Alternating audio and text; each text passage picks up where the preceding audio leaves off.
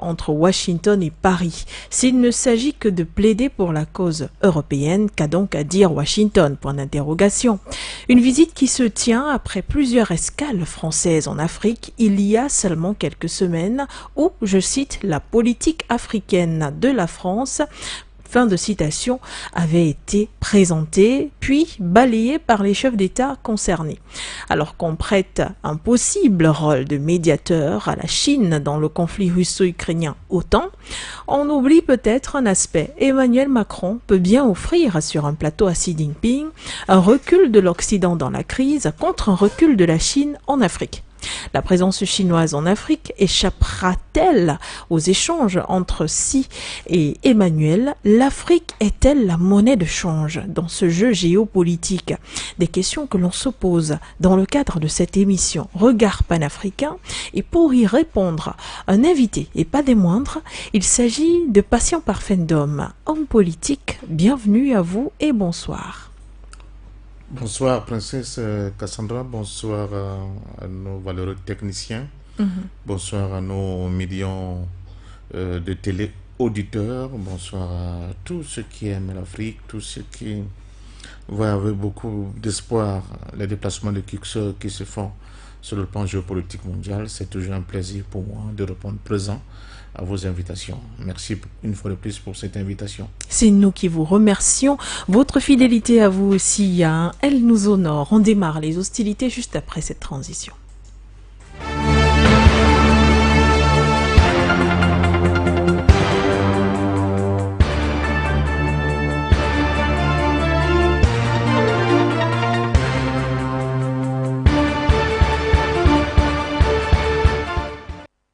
Vous êtes nombreux à nous écouter sur la 96.3 FM For You Radio, à nous regarder et nous écouter sur nos différentes plateformes internet, Facebook et YouTube For You Media Africa. C'est un plaisir pour nous de vous servir. Patient Parfendum et sur ce plateau avec nous, on refait l'actualité géopolitique, politique, africaine et extérieure ensemble. Et dans le cadre de cette émission Regard panafricain, nous parlons de la relation entre la Chine et l'Afrique, mais surtout d'un possible enjeu africain au sein ou alors au milieu de la rencontre Xi Jinping et Emmanuel Macron. Depuis les années 40, Patient Parfendum, la Chine et l'Afrique entretiennent des rapports particuliers qui ont évolué au fil du temps, et ce après invitation, après structuration même et parité presque visible. Pendant ce temps, la France, qui vivait militairement déjà depuis longtemps sur le territoire africain, s'est un peu tourné les pouces, peut-être direz-vous, et savait qu'elle est en sécurité d'influence. Sauf que depuis 2010, la Chine est devenue le premier partenaire commercial du continent et ne cesse de s'imposer aux grandes dames de Paris. Emmanuel Macron aurait-il essayé de redorer son blason lors de cette dernière visite sur le territoire africain en vain? Première question. Du point de vue de plusieurs observateurs de la scène politique mondiale, de beaucoup d'analystes d'ailleurs, qui ont eu à se pencher sur cette visite, ses objectifs et les fruits que le président Macron aurait dû engranger selon son vœu, il semble que en réalité cette visite a fait shit comme une baudruche, quoi. Parce que, à l'évidence, les raisons géopolitiques mondiales aujourd'hui, ils sont dans l'ordre de ce qu'on appelle vulgairement des tendances lourdes. Les mutations qui s'opèrent dans le monde actuellement, il va être très difficile de s'arrêter ou bien de tenter de les ramener en arrière. C'est un peu comme la théorie du cyclisme qui était chère à Sankara. Quand vous êtes sur le vélo que vous pédalez, si vous arrêtez de pédaler, vous tombez. Vous êtes obligé de continuer de pédaler pour aller de l'avant. Il n'y a pas beaucoup de chance de faire autrement. Alors, on voit bien la tentative de l'Occident. D'abord, ils ont essayé d'amadouer les Africains en essayant de démontrer aux Africains que les nouveaux partenaires qu'ils semblaient vouloir embrasser ne valaient pas grand-chose. Vous vous souvenez de M. Ouattara traitant la Russie d'une puissance du niveau de l'Espagne, carrément. Et cela n'a pas réussi, ne leur a pas réussi. Les développements sur le plan mondial, les échecs qu'ils ont subis au niveau de l'ONU ont réveillé un peu les Occidentaux qui étaient dans les certitudes. Première certitude, l'Afrique est une chasse gardée, on n'a pas à s'en faire. Grosso modo, elle pourra tout temps aller dans le sens que nous souhaitons. Ce qui n'est pas vrai aujourd'hui, et l'ont constaté. Deuxièmement, nous avons des capacités, nous avons des moyens de mettre l'économie russe à genoux et de contraindre la Russie à revenir à des meilleurs sentiments vis-à-vis de nos projections, de nos plans, de notre agenda sur le plan mondial. Oui. On se rend bien compte que ce n'est pas possible. Alors dans ce cas, qu'est-ce qu'on fait? On passe à la chicotte. C'est les sanctions. On impose des sanctions à gauche, à droite. On impose des sanctions incroyables à la Russie. Et on parie sur le fait que, de toute façon, avec cette flopée de sanctions, tôt ou tard, la Russie sera obligée d'être à genoux économiquement et de facto négocier. Ça ne marche pas. On essaye d'intimider, on intimide de toutes parts, on brime le Mali, on fait actionner la CEDEAO pour que le Mali ne continue pas dans sa chevauchée qu'on est en train de constater là, vers la reconquête de sa souveraineté. Ça ne marche pas. Le peuple malien tient. Elle a des supports visibles et invisibles, des soutiens invisibles et invisibles. Et il n'y a pas que le Mali. Avant le Mali, il y a eu la République centrafricaine de président Fossé Antoine Touadéra, qui ne recule pas, qui tient, qui essaie de contourner le franc CFA en essayant de créer une crypto-monnaie, le Sangocoin. Donc on voit bien qu'il y a des dynamiques au niveau du continent qui sont des dynamiques vraiment irréversibles. Et patatras, même le Burkina Faso, qui était dans une situation de mi-figue, mi-raisin, bascule finalement et décide, ou le Burkina aussi, dans la conquête de sa souveraineté. Au point où le capitaine Ibrahim Traoré décide de renouer de nouveaux accords, contacts diplomatiques avec la Corée du Nord. C'est tout vous dire. Et sans oublier la Guinée de Damiba. Donc en gros, nous sommes face à une situation où l'Europe se rend compte qu'elle ne peut plus continuer de jouer en faisant abstraction de la réalité mondiale. Il y a une réalité mondiale qui s'impose à elle. Je ne parle pas seulement d'Europe, mais de tout l'Occident. Ah, j'ai oublié, les meilleures perles. C'est de nouveau les relations qui se tissent entre l'Iran, le pôle majeur des sunnites, des chiites autant pour moi, et l'Arabie saoudite, le pôle majeur des sunnites. Ces deux États qui sont en réalité les deux grands piliers des confréries, des communautés islamiques, et qui se regardent en chien de faïence sous, n'est-ce pas, le magistère, j'allais dire, la prééminence chinoise, finissent par se tendre la main. Finissent de nouveau par avoir de nouveaux accords sur le plan diplomatique, économique, etc. Et plus loin, là, on entend que le roi saoudien invite le président iranien en visite en Arabie Saoudite. C'est un nouveau cap qui est franchi. On a des pays comme l'Honduras, qui étaient des pays qui entretenaient des relations diplomatiques uniquement avec Taïwan. Retournement de veste. Le Honduras décide de ne plus reconnaître Taïwan comme la Chine et reconnaît plutôt la République populaire de Chine comme l'unique Chine, incluant Taïwan dans son escarcelle. Donc, ça paraît anodin. Mais quand on met bout à bout ces développements, ces mutations profondes au niveau de la géopolitique mondiale, on se rend bien compte qu'il y a vraiment un véritable secousse. C'est un véritable tsunami qui se produit. Alors, la position de la France, n'oublions pas qu'en 90, avec le fondement du mur de Berlin, les Occidentaux, en général, avaient dit, bon, on perdait notre temps en Afrique, on va miser plutôt sur l'Europe de l'Est, qui est plus compétitive, qui a un know-how certain, et qui va nous permettre davantage de booster nos économies, parce que là, le lien sera fondamental. Sauf que, arrivé en Europe de l'Est, ils ont des problèmes.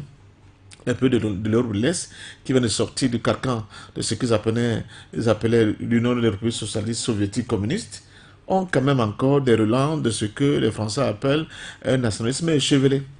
À partir de ce moment-là, ils n'ont plus les mêmes facilités, les mêmes faveurs qu'ils avaient en Afrique. Ils se posent dans la question dont les capitaines d'industrie des hommes et les grands magnats de l'économie occidentale se posent la question. Quel est l'intérêt que nous avons de continuer avec des gens qui n'ont pas le même sentiment ou bien le même aspect domination, d'applaventrisme vis-à-vis de nous.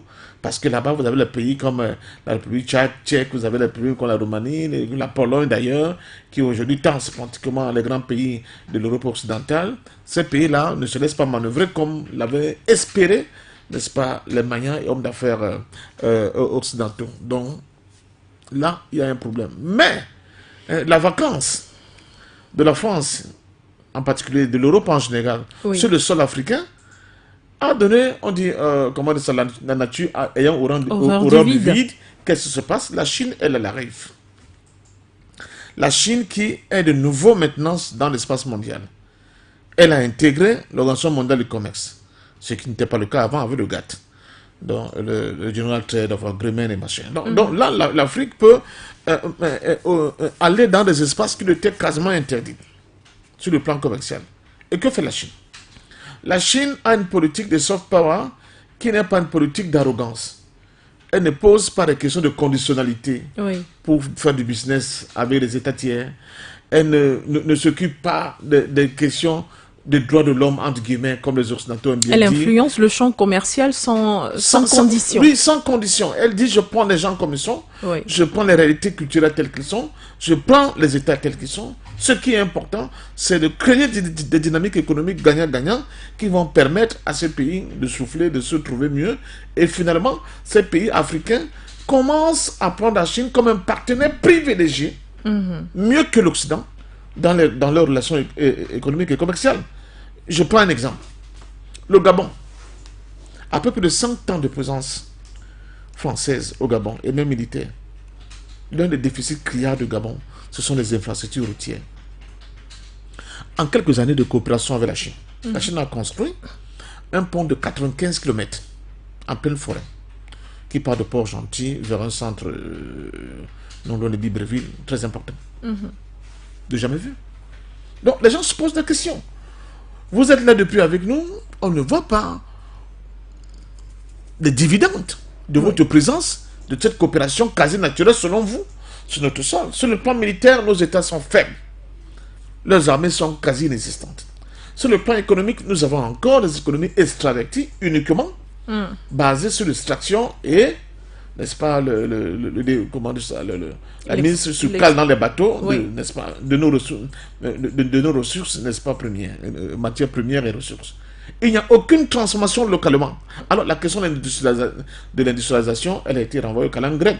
C'est Schröder, l'ancien chancelier allemand, qui disait surtout pas de possibilité pour l'Afrique de s'industrialiser.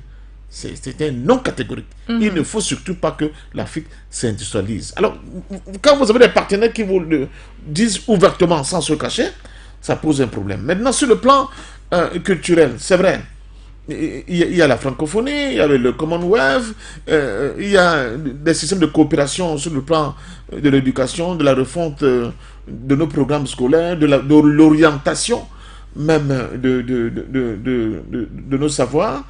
Et qu'est-ce qu'on constate? On forme des jeunes, ils sont bardés de diplômes, mais ils sont inaptes à être insérés sur le marché du travail. Ils sont inaptes à être des créateurs d'emplois. Ils sont inaptes à innover, à être dans les secteurs nouveaux qui demandent une capacité d'innovation hors pair. Donc, en réalité, nous avons eu... les Africains constatent qu'ils sont dans des programmes, des projets qui continuent de les maintenir à la marge de la civilisation. C'est ce que Samir Amin appelait, n'est-ce pas, la périphérie. Alors, avec ce nouveau partenaire chinois, c'est vrai que ce n'est pas encore la densification au niveau où beaucoup l'espèrent, mais au moins on voit quelques infrastructures comment jaillir ça et là. On voit qu'il y a des projets communs de développement sur le plan de textile, comme c'est le cas avec les Éthiopiens. Sur le plan ferroviaire, on le voit, la route de la soie, qui n'a pas oublié l'Afrique. Et maintenant, avec la possibilité de BRICS d'avoir une banque, une solution pour ne pas continuer à subir, n'est-ce pas, les violents coups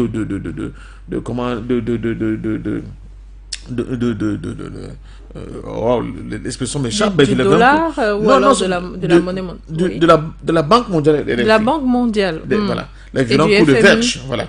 De FMI et la Banque mondiale. Pourquoi? Parce qu'entre temps aussi, il y a eu les plans d'ajustement structurel. Vous vous souvenez?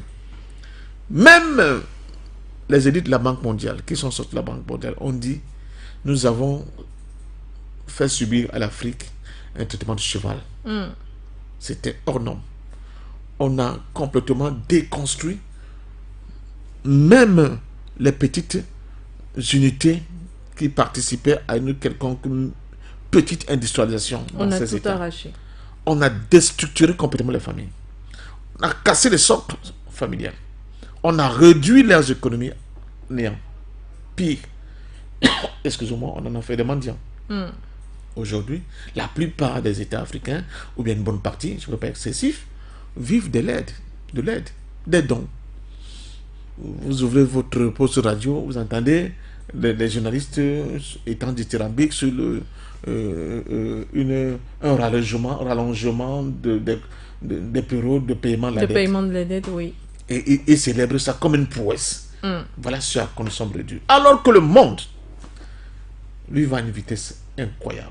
Les nouveaux dragons, ils n'étaient pas plus forts que les pays africains. La Corée du Sud, Taïwan, le Vietnam, le Laos, le Cambodge, Singapour. Ils n'étaient pas plus avancés. En 1960, le top départ de nos indépendances plus que les pays africains. Mais par quelle alchimie ont-ils pris cette distance phénoménale? Autant d'avance.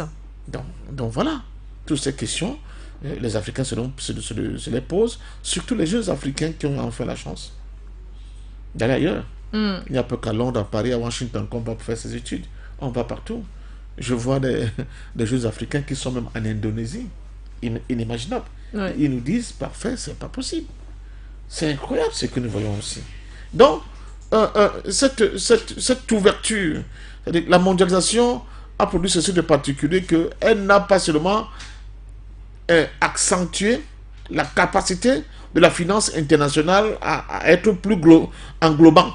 Mais elle a donné aussi des ouvertures à ceux qui voulaient bien voir et qui ont constaté qu'effectivement, il y avait encore beaucoup de choses à dire et à redire. Donc, les Chinois savent pertinemment que leur capacité, leur possibilité de continuer à avancer pour être le leader numéro 1 sur le plan économique au monde est tributaire, autant pour moi, du fait que l'Occident doit absolument concéder des parts non négligeables de souveraineté aux pays africains. C'est intimement lié. La France ne peut plus maintenir le monde en état et que cela produise l'avancée au niveau des pays comme la Chine, l'Inde, le Brésil, etc. etc. Oui. Donc il faut absolument qu'il y ait une césure. Et cette césure-là, les Chinois en sont responsables. Et puis les Chinois, ce n'est pas des idiots. Ils disent quand même ce que produisent les think tanks, ce que disent les hommes politiques occidentaux, ce que disent même à des points insoupçonnés certains leaders, même religieux occidentaux. Ils disent une chose simple, il faut détruire la Chine. La Chine telle qu'elle est, elle est une menace pour l'Europe et l'Occident. Donc, je pense que la visite de M. Macron arrive trop tard parce que, comme aime le dit mon ami Simon, vous avez pris le caillou et l'oiseau a vu. Passion parfaite d'homme, la dernière visite d'Emmanuel Macron en Chine remonte à 2019 et à travers cette visite, on a bien envie de penser que Emmanuel Macron, après les claques reçues sur les différents pays africains visités depuis quelques mois jusqu'à quelques jours, encore quelques semaines où il était au Congo, à Brazzaville et puis à Kinshasa, il essaierait de convaincre la Chine de lui céder un peu de place sur le territoire africain. Essaye-t-il de trouver un compromis africain au milieu de cette relation? J'entends cette analyse aussi de la part de certains observateurs de la politique africaine. Oui. Qui tendent à dire qu'il faut que les Africains fassent attention. Parce que s'ils continuent de regarder ce qui se passe là sur le plan mondial comme de simples observateurs, comme des gens qui sont dans une salle de cinéma et qui sont spectateurs de cette réalité, tôt ou tard, il y a le risque que certains arrangements, certains deals, peut-être même dollars, qui soient sacrifiés, n'est-ce pas, au niveau de ces accords, ces arrangements. C'est possible. On ne peut pas totalement rejeter cette vision de l'analyse. Oui. Mais il y a une constante. Et ça, on ne peut pas l'oublier. Laquelle? Le monde nouveau de monde multipolaire. Oui. Ce nouveau paradigme que les BRICS et d'autres pays émergents, il n'y a pas que dans les BRICS, Oui, parce oui. qu'il y a beaucoup d'autres pays émergents qui sont assez puissants, et je pense par exemple à l'Iran. L'Arabie Saoudite, l'Indonésie même également. Ce aussi, monde aujourd'hui. multipolaire Oui. ne pourra avoir de sens que si l'Afrique décolle.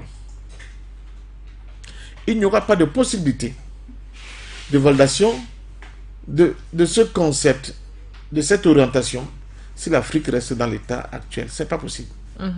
Parce que pourquoi? L'Afrique, c'est quand même plus de 30 millions de kilomètres d'un tenant, ce qui est rare Oui. comme continent. L'Afrique, c'est quand même une population qui avoisine 1,4 milliard d'habitants. L'Afrique, c'est quand même plus de 60% des terres arabes au monde.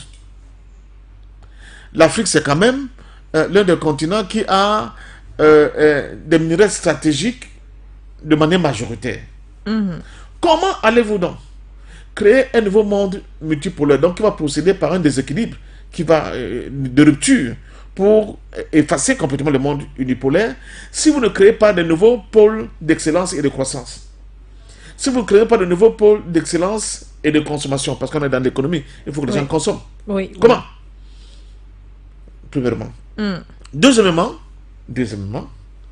il y a quand même une prise de conscience au sein du continent africain qui est non négligeable et qui ne peut pas avoir pour finalité d'avoir un continent qui est incapable de voir les enjeux, de les analyser et d'en tirer les conséquences qu'il faut. Donc, ce sera très dangereux pour qui que ce soit d'essayer de rentrer dans des formes de négociation en apportant l'Afrique comme monnaie d'échange. Dans le don qu'on va essayer de produire. Oui. Donc, je crois que du point de vue de la prospective, de l'analyse sérieuse, ce n'est pas possible. Mieux, il y a un volet de cette guerre. Elle n'a pas que la guerre actuelle pour la venue, comme l'attend le Messie bientôt. Il n'est pas que économique, il n'est pas que militaire, il n'est pas que culturel, il est aussi civilisationnel. Et dans ce cadre-là, de cette civilisation humaine qu'on veut préserver, le meilleur partenaire pour les tenants de ce nouvel ordre mondial, c'est l'Afrique. C'est en Afrique qu'on rejette les fausses valeurs de l'élite mondialisée occidentale. La question des LGBT, la question de la préservation de la nature, toutes ces questions-là, c'est en Afrique. La question même de la capacité des Africains de produire une science qui serait en accord avec la nature. Donc les gens regardent l'Afrique. Même les penseurs mystico-religieux occidentaux disent de manière quasi unanime maintenant que c'est l'Afrique qui va nous sauver. Les gens regardent l'Afrique, ils attendent de l'Afrique. Ils attendent l'Afrique. Oui. C'est la raison pour laquelle, je me l'ai dit sur le plateau, ça paraît un peu redondant, mais j'ai dit aux Africains sur le moment, rien ne pourra se faire sans nous. Mais pour que nous puissions exister et peser, il y a 2 ou 3 paradigmes qu'il faut régler. Le premier, c'est la prise de conscience de nos dirigeants et du peuple. Les peuples sont un peu plus avancés que les dirigeants. Mais nous avons des dirigeants qui ne comprennent pas. Et je prends un exemple.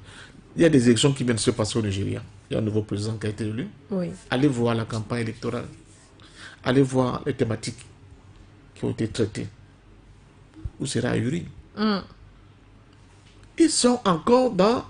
Des guerres interethniques. Non, au-delà de ça, le fond. Le fond, il n'y a pas de vrai... Il n'y a pas de vision, il n'y a pas.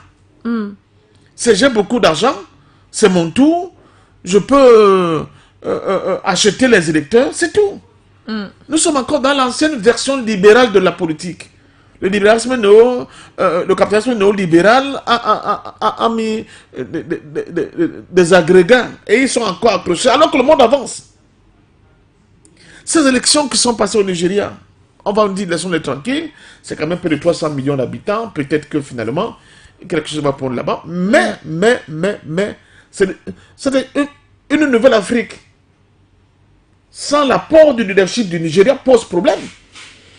Donc tout le monde n'est pas encore au même niveau. C'est pour cela que vous voyez l'Afrique du Sud, malgré ce qui s'est passé, on a l'impression que l'Afrique du Sud est en train de reprendre son rôle de leadership sur le plan continental. Alors que ce rôle-là devait revenir de manière quasi naturelle au Nigeria. Mais les élites nigérianes, je m'en excuse, sont occupés ils ont accepté le rôle de toutou du capitalisme néolibéral occidental, c'est un problème. Donc, il y a cette prise de conscience qui va manquer. Il y a, en deuxième ressort, la question de la volonté au niveau de nos Bantoustans, là, telle que construite depuis la conférence de Berlin, de déconstruire cette idée des Bantoustans africains et aller vers la construction des entités homo-sur-régionales unitaires, dans un premier temps. Donc, la question de l'unité politique du continent africain se pose. Oui. Il se pose pour que nous ayons des entités à la fois sur le plan politique, économique, social et culturel qui comptent. Qui comptent réellement. Et pour arriver à ce niveau-là, il faut quoi? Il faut qu'on s'organise. Le niveau d'organisation au sein du continent africain, il est encore trop faible. Il est trop faible. Je prends un exemple. J'ai lu une déclaration d'une partie des intellectuels sénégalais, auxquels se sont joints quelques intellectuels africains pour dénoncer ce qu'ils disent de la dérive Macky Sall. Oui. À première vue, on peut dire bravo, enfin les gens se réveillent.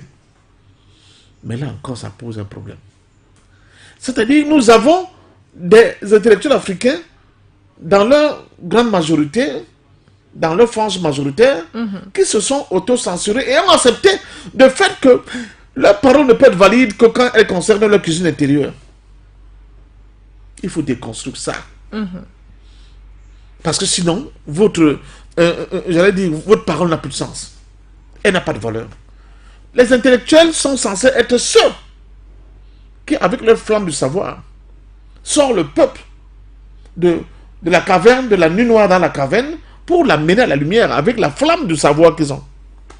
Mais si ces intellectuels, eux aussi, se confinent dans les petites batailles de chiffonniers, de la cuisine interne de grand-mère, on ne peut pas s'en sortir. Le monde, il est grand. Parce que quand la CEDEAO décide de sanctionner, par exemple, le Mali, où étaient ces intellectuels? Où? Quand on décide de nous imposer les restrictions avec l'histoire du Covid, où étaient ces intellectuels? Où? Quand nous avons une dame comme Madame Ursula von der Leyen, apparemment elle accompagne Macron à Pékin, qui se lève et dit: nous allons punir les pays africains qui n'ont pas voté dans le sens, dans notre sens. Qui n'ont pas voté contre la Russie. Et où sont les intellectuels? Ils sont tous complètement aphones. Ah oui, après on dit oui, il est ceci à l'université d'Ottawa, d'autres à l'université de, je sais pas, de Pennsylvanie. Mais c'est pas ça les intellectuels africains. Ils doivent faire corps avec le peuple.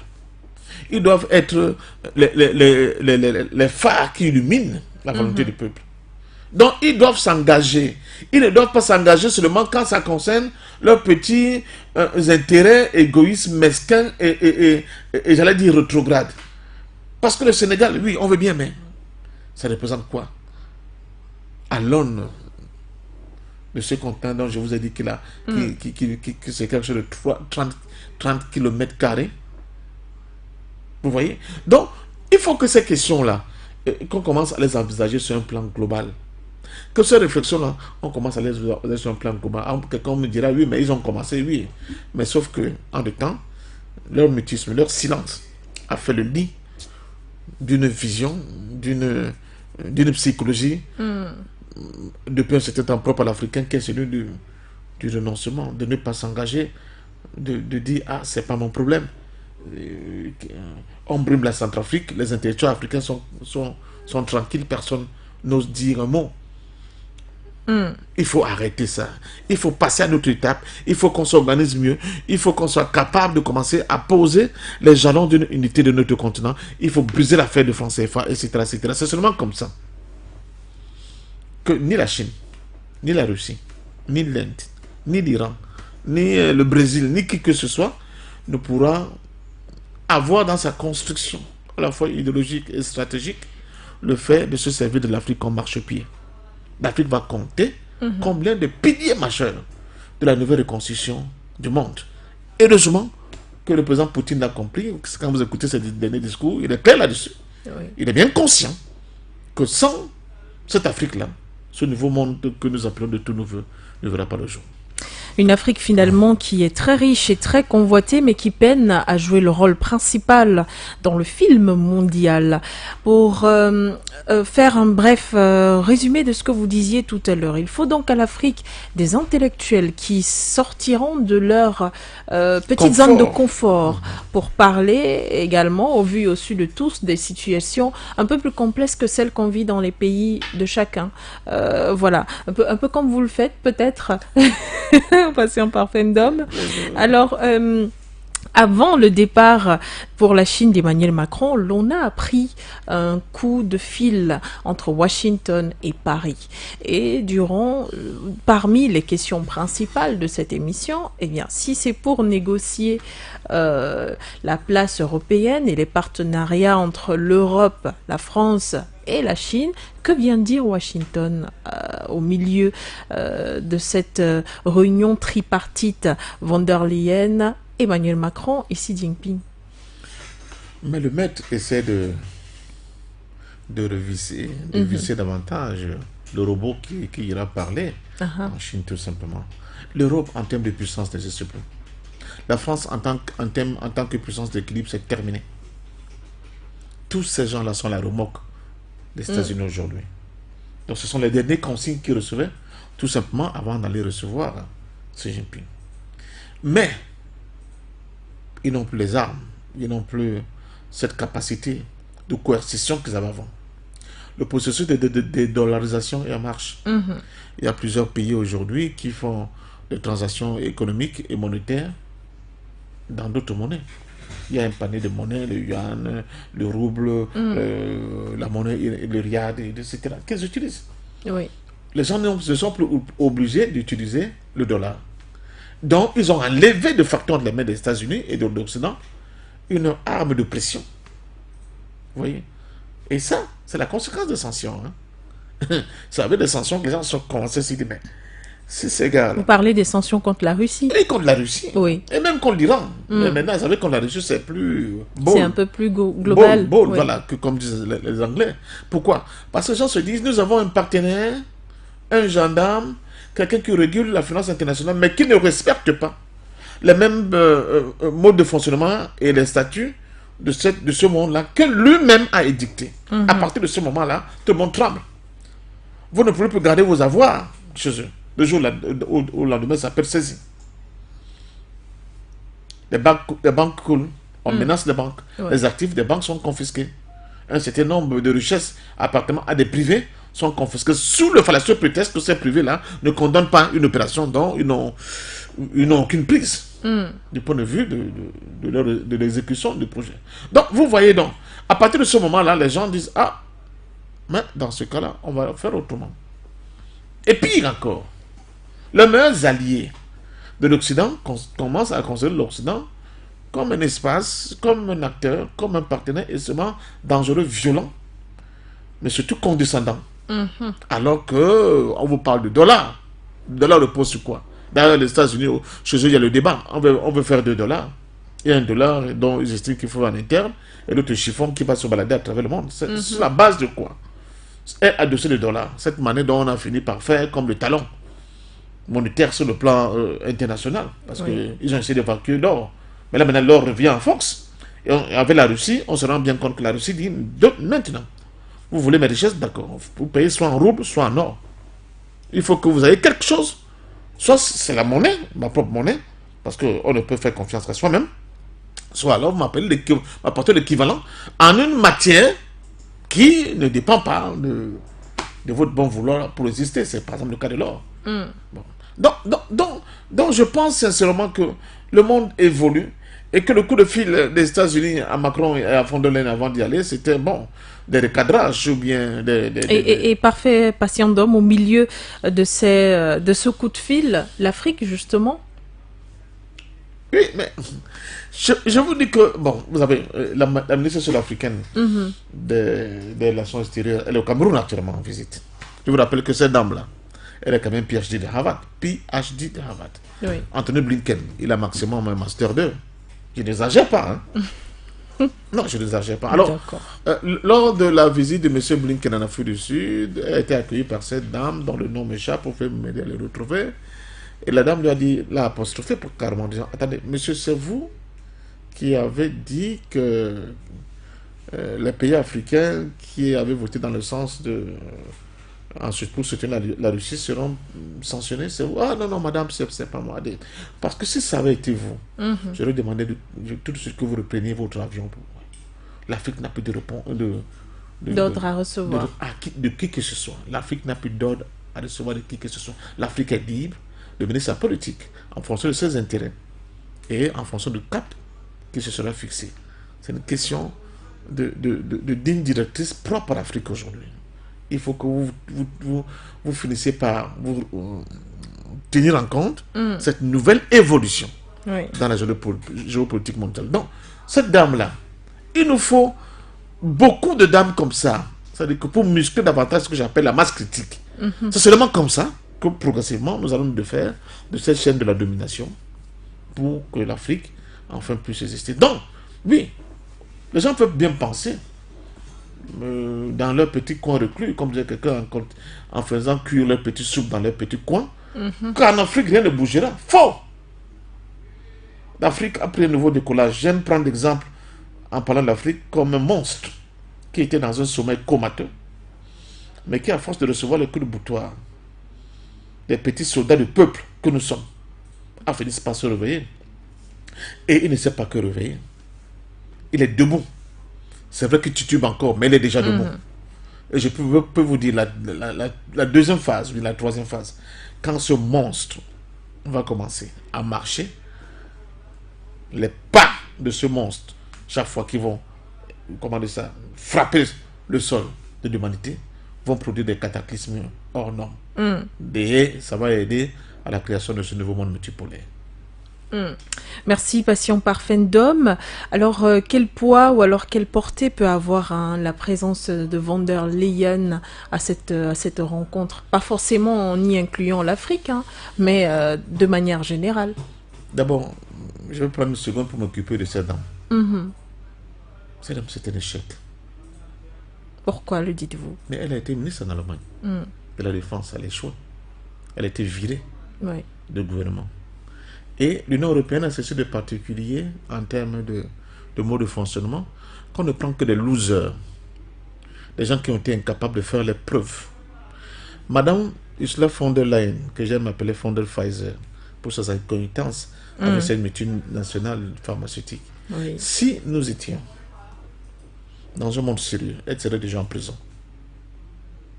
Elle a des dossiers qui sont déjà ficelés. C'est la prison, elle et son époux. Donc c'est une mafia arrêtée qui a mis cette femme au niveau, et je rappelle, qu'elle n'a pas un mandat électif.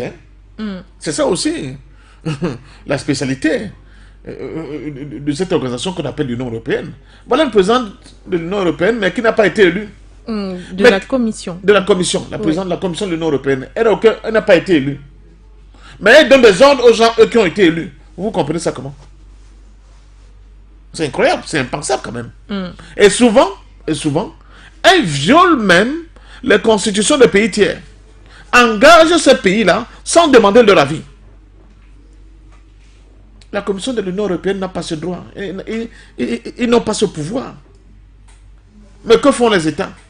Tout le monde a à plat ventre. Et on voit des scènes surréalistes. On voit l'Estonie donner des ordres à l'Allemagne.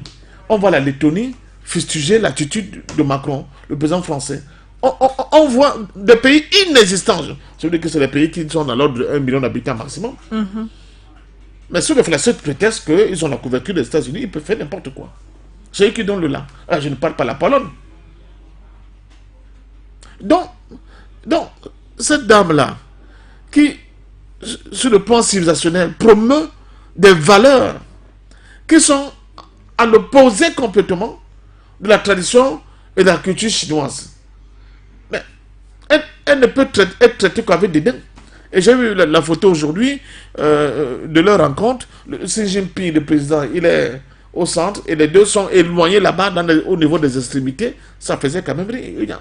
Alors, vous me direz que oui, c'est quelque chose, comment vous appelez ça, l'aménagement interne. Mais quand même, ça dit tout. Ça dit tout.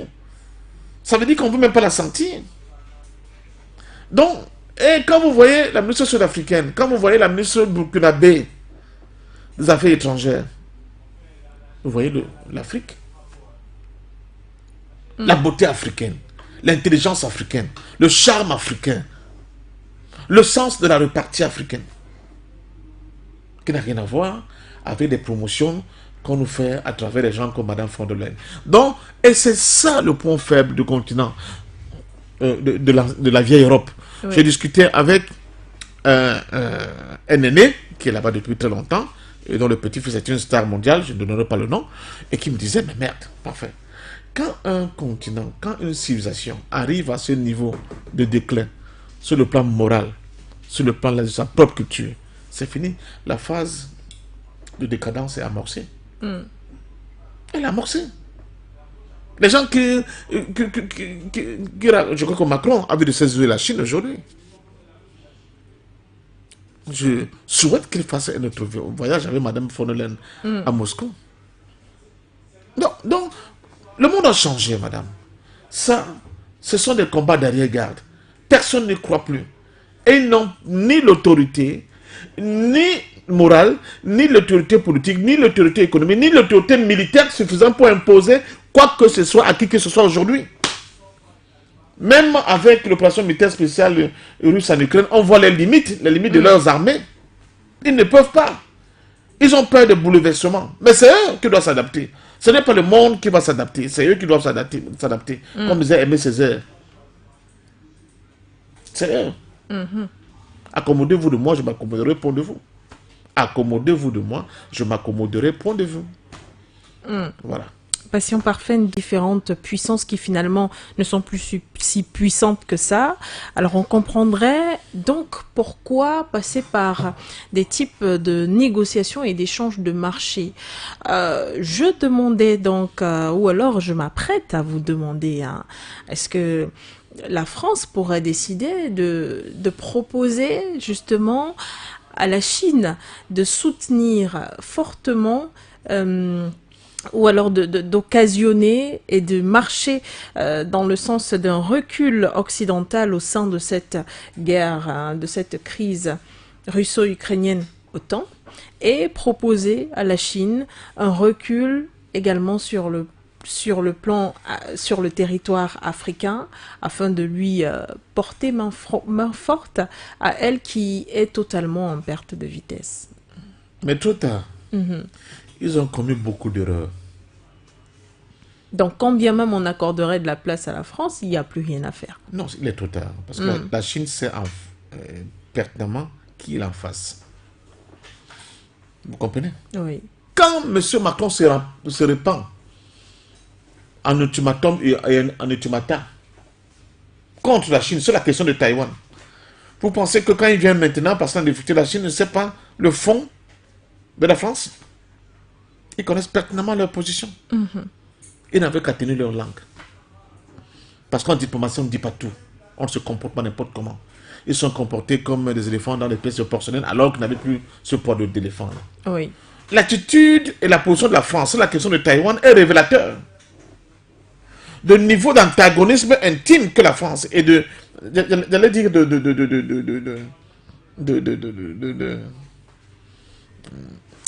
de rejet vis-à-vis de la politique chinoise. Dans la Chine, c'est pertinemment qu'il est en face Xi Jinping, là sur cette table, je suis en face de deux petits Tintins qui pensent qu'ils vont m'amadouer, comme si je ne sais pas, je ne connais pas le fond de leur vraie politique. Ils savent, les Chinois savent que dans la tête des Occidentaux, avec les États-Unis en tête, la Russie est seulement venue contrarier leur plan. Mais intimement, leur truc profond, leur obsession profonde, c'est la destruction de la Chine. Parce que c'est la Chine qui est venue bouleverser les équilibres. Quand je parle de la France, quand je parle des États-Unis, quand je parle de l'Angleterre ou bien de l'Europe, je parle des élites au pouvoir. J'insiste. Oui. Je parle des élites qui sont au pouvoir. Je ne parle pas des peuples. Parce que notre magie dans cette nouvelle ère, c'est que la division est même née au sein des États occidentaux aujourd'hui. vous voyez les États-Unis avec la question de Trump. Mais il n'y a pas que ça. Il y a même des Noirs qui reprennent le poids de la bête et qui décident de par-ci par-là la création des États noirs. On n'avait jamais vu ça. Des contradictions criardes, des divisions, il n'y a plus le consensus, par exemple, vis-à-vis de la politique extérieure américaine. Sur le plan civilisationnel, la culture civilisationnelle, ils ne sont plus totalement d'accord. En France, c'est la même chose. On a même l'impression que Macron fut un peu le chaudron parisien pour un peu aller se reposer du côté de la Grande Muraille, parce qu'en France, ça chauffe. Donc, en fait, ils ont déjà dévoilé les cartes. C'est quand vous avez joué aux cartes. Quand vous dévoilez vos cartes, l'ennemi sait déjà, ou bien l'adversaire sait déjà ce que vous avez en main. Il connaît votre profond, votre moi profond. Donc, il est trop tard pour essayer d'amadouer qui que ce soit. Et puis, stratégiquement, si on marque une pause du répit et qu'on donne la possibilité à l'Occident de se reconstruire, c'est comme une bête qui est blessée. Si vous ne l'achevez pas, elle va vous achever. Donc, là aussi, géopolitiquement, les autres savent, ils sont bien conscients. Mais, je vais sortir par là. Ce rêve, ce vœu, cet horizon-là que nous voulons franchir, nous y arriverons le plus tôt possible, uniquement avec la prise de conscience de notre continent, avec une meilleure organisation au niveau de notre continent, mais aussi avec la capacité de muscler le jeu en multipliant notre capacité d'avoir une masse critique conséquente. Et ça passe aussi par l'unité politique de notre continent, par une monnaie unique, par des solidarités diverses sur le plan militaire, et sur le plan culturel, sur le plan scientifique, etc., etc. Sur le plan de la formation. L'Afrique doit se refonder, elle doit se redéfinir, elle doit casser complètement les chaînes, n'est-ce pas, de cette civilisation à la fois de domination néocoloniale occidentale. C'est la clé par laquelle nous pourrons, éviter de tomber. En cas où c'est trop dur, parce que c'est quelqu'un qui me faisait dire, mais il y a des fous, hein. Il y a des fous qui peuvent balancer une ogive nucléaire en Russie. Du côté, par exemple, de la Pologne, qu'est-ce qui va se passer? Ça va être la guerre mondiale. Et alors, c'est dans cette guerre mondiale que va devenir l'Afrique. On ne sait pas, surtout sur la guerre nucléaire. Donc, d'où l'urgence d'aller vite. D'aller vite. Nous aussi, de centraliser notre continent. Pour qu'un fou ne puisse pas avoir un jour une lubie qui lui passe par la tête en disant il faut réduire la population africaine, 1,4 milliard, c'est quand même énorme. Et je peux vous dire, d'ici 50 ans, 80 ans, nous serons le continent le plus peuplé du monde. Qu'est-ce qui va se passer? Qu'est-ce qui va se passer? Donc, je crois sincèrement qu'il est trop tard. Ces gens n'ont pas pris la mesure d'avoir des bonnes analyses. Ils n'ont pas pris la mesure d'avoir une prospection sur le plan géopolitique conséquente, au vu des évolutions dans le monde. Mais aussi, ils ont été poussés par le zèle que leur conférait les richesses énormes qu'ils ont. Vous avez à peu près 5% de la population mondiale qui a l'équivalent de 80% des richesses de l'autre part du monde. C'est insensé. C'est pas possible. Donc, je crois qu'ils ont planté eux-mêmes les germes de leur propre destruction. L'Europe et la France victimes aujourd'hui de leur comportement un peu trop donneur de leçons, de leur sortie souvent pas très contrôlée, et maintenant face à des pays et de leur condescendance. Et de leur violence dans la destruction des autres. Mais c'est très violent.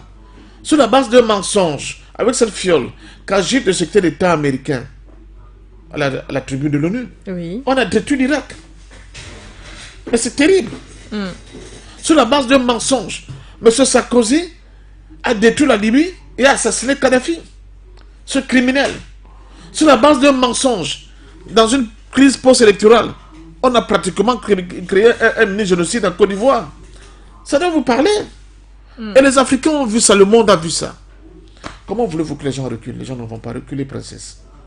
Ils iront de l'avant pour un monde plus équilibré, un monde en harmonie avec l'univers, avec notre planète, mais un monde où, en réalité, on va essayer de remettre l'homme au centre de nos préoccupations. Et ça Ça se ferait seulement avec une véritable Afrique debout.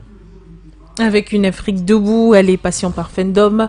Nous allons bientôt sortir de cette émission. Et avant de partir, au-delà de la question de l'Afrique, on ne peut écarter que les États-Unis et l'Europe essaient de tirer la couverture de leur côté, car ils estiment que la Chine penche un peu trop pour la Russie en ce qui concerne le conflit russo-ukrainien OTAN, j'aime bien le dire ainsi. Alors, je prends une citation d'un dirigeant européen. La façon dont la Chine continuera d'interagir avec la Russie déterminera la nature et la durée des rapports entre Chine, France et Europe. Oui, on est toujours dans l'attitude condescendance avec nous allons. La politique de bâton, de big stick, la vieille politique américaine, et c'est terminé. En fait, ce monsieur qui parle, c'est un analphabète sur le plan géopolitique. Il ne comprend pas ce qui se passe. Premièrement. Deuxièmement, les relations entre la Chine et la Russie ne datent pas d'aujourd'hui. Elles sont quasiment à la base même de la création de ces États. Elles sont d'ordre idéologique d'abord. Vous voyez. Et puis deuxièmement, les États-Unis, avec la chute du mur de Berlin, n'ont pas créé un monde un peu plus équilibré. Ils se sont donné à cœur joie pour détruire les espaces, occuper les espaces, et continue de s'enrichir tout en violant complètement les règles élémentaires, d'ailleurs, qui devaient guider la communauté dite internationale. Quand on parle de communauté internationale, là aussi nous sommes contents, nous sommes comptables, je veux dire. Ce n'est pas leur communauté internationale, prétendue communauté internationale autoproclamée, qui a moins de 600 millions d'habitants, alors que le monde en a 8 milliards. Vous voyez la différence? Donc, je crois que ils n'ont pas compris. Il faut souvent regarder l'univers. J'en parlais encore avec un jeune qui s'inquiétait de l'avancée de la science avec la robotique. Je disais non, on n'arrête pas le progrès. L'homme a fait pour avancer. L'homme a fait pour avancer parce que on a été doté d'un cerveau qui est en perpétuelle mutation. Notre cerveau ne fait que prendre le volume du point de vue de la capacité de stockage. Le cerveau de l'homme d'aujourd'hui n'est pas le même de l'homme de Néandertal, ce n'est pas le même cerveau. Premièrement. Deuxièmement, quand vous regardez l'univers, je suis désolé que dans nos pays, les gens ne puissent pas avoir les lunettes qui leur permettent de voir l'univers. Les combats qui se mènent au niveau de l'univers, entre les étoiles, les astres, ils sont terribles. Mais à chaque période de grosses perturbations, de chaos, intervient d'autres périodes d'équilibre. Nous amorçons pour notre planète cette période d'équilibre. La période d'équilibre pour l'Afrique? Pour le monde. Pour le monde. Et c'est dans cette période d'équilibre, il faudra que l'Afrique prenne toute sa place pour orienter et donner du sens à cet équilibre. Oui. Premièrement. Deuxièmement, les États-Unis comme l'Europe sont considérés comme des empires. Il y a une logique des empires. Tous les empires ont connu le même sort. Et déclin. Il y a une phase d'ascension. Vous arrivez à votre apogée. Et après, parce qu'on n'avait pas respecté les règles élémentaires qui construisent la vie, vous finissez par être décadent. La seule question qu'on se pose, et que je sais que certains intellectuels occidentaux américains se posent, c'est la violence de la chute. Et ça dépend d'eux. Sinon, ça va être un véritable cataclysme qui va se produire en Occident. Ils ont intérêt, au contraire, à évacuer très rapidement ces individus qui se prennent un peu pour les êtres humains et qui espèrent qu'ils peuvent continuer à régenter le monde selon leur bon vouloir. Ce n'est plus possible. Le monde doit de nouveau se réconcilier avec cette planète, avec cette nature, avec sa nature et même son essence, l'essence humaine. À partir de ce moment-là, je me réserve pour ne pas m'étaler longtemps dans les explications, mais ceux qui comprennent parce que vous comprenez. À partir de ce moment-là, je pense qu'on pourra redéfinir les questions. C'est quoi le développement? C'est quoi le bien-être? Comment pouvons-nous vivre en harmonie dans nos espaces avec l'augmentation des populations? Il y a une nature qui est là, qui demande à être préservée. il y a un certain nombre de paradigmes nouveaux qu'il faut créer pour essayer de domestiquer notre environnement au-dessus de notre planète de manière immédiate, de manière solidaire. Qu'allons-nous faire avec la science pour qu'elle soit véritablement au service de l'homme, au lieu que la assujettisse l'homme. C'est ça, par exemple, quand les gens ont peur de la robotisation, c'est que, attention, l'homme ne risque de ne plus trouver de l'espace. Non, mais les robots sont faits pour faciliter la vie de l'homme. Alors, mais pour que cela soit possible, il faut que les gens comprennent qu'on ne peut pas continuer à créer des entreprises qui ont des marges bénéficiaires comme celle de Total. Il y a un problème. Oui. C'est ça le nœud du problème. C'est ça le vrai débat. Repartir entre toute la communauté humaine, les biens de la conscience mondiale. Redéfinir les canons. Des limites. Il n'y a pas de société sans limite. Oui. Il n'y a pas de société sans totem. C'est pas vrai. Il faut des limites à tout. Parce que si vous tentez de transgresser ces limites naturelles que la création nous impose, c'est le chaos. Ça, vous pouvez être tranquille. Je ne suis plus là demain, mais c'est le chaos. Et j'ai l'impression que de plus en plus, les gens le comprennent. Et ils cherchent des solutions. Des solutions. C'est quoi? La matière noire, c'est quoi? L'énergie noire, c'est quoi? Les gens cherchent. C'est quoi la mélanine africaine? Qu'est-ce qu'elle a de fondamental? On a vu le Covid.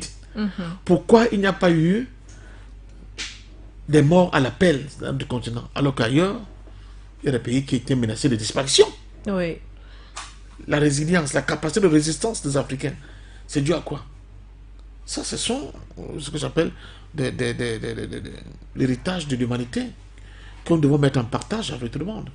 Mais les gens sont en train dans les laboratoires biochimiques, en train de créer des virus pour décimer une partie du monde. La politique hygiéniste commence. Les darwinistes, n'est-ce pas, ils reprennent des ailes. Ils pensent que la solution, c'est réduire la population mondiale. Et quand on parle de réduction de la population mondiale, on pense beaucoup à l'Afrique. On veut l'Afrique sans les Africains. Des choses comme ça. C'est-à-dire, le racisme a son apogée. Mais ils ne se sont pas limités là. Même à leur propre peuple, ils font la même chose. Et c'est ça qui crée les schismes, qui crée les fractures au sein de ces sociétés, parce que idéologiquement, politiquement, culturellement, on n'a plus la même vision. On ne se comprend plus. On sent véritablement qu'il y a une volonté d'assujettir, de vassaliser l'autre, de ramener l'autre dans la bête qui est très puissant. Et il y a des formes de résistance qui commencent à se créer, à s'organiser, à se mettre en place, à dire non. Et l'une des meilleures expressions, c'est ce que la Russie est en train de faire. La Russie est en train de sauver l'humanité. Demain, les gens le comprendront à condition qu'elle soit bien accompagnée. Par les pays africains. Non seulement africains, mais du monde. Merci, Passion Parfaite d'Homme, d'avoir donné de votre force encore dans le cadre de cette émission Regard panafricain. Emmanuel Macron en Chine, et si le véritable enjeu était l'Afrique? La question posée ce soir dans le cadre de cette émission, et plusieurs interrogations qui y étaient couplées ont été passées au Regard panafricain de Passion Parfaite d'Homme, qui était l'invité de cette émission. Merci à vous infiniment. Rendez-vous dans, bien sûr, ce même studio la semaine prochaine. Inch'Allah, je pense que je serai. Et c'est toujours un plaisir d'être avec vous, malgré le fait que vous ne vous gênez pas. Merci. Bon début de week-end à tous, n'est-ce pas, nos téléauditeurs. C'est toujours un plaisir pour moi d'être accompagné de cette belle princesse. Et que l'Afrique se réveille enfin, pour qu'elle puisse compter sur ce monde nouveau, mais aussi dangereux. Vous étiez nombreux à nous regarder sur nos différentes plateformes For You Media Africa, à nous écouter également à travers la radio 96.3 FM et à nous recevoir chez vous. Ce programme sera retransmis sur nos antennes télévisées, évidemment. Nous vous donnerons rendez-vous demain, même heure et différents contenus. Merci à tous de nous avoir regardés. Merci à Albert Dibonguet qui était à la mise en onde de ce programme. Permettez-moi de dire au revoir ce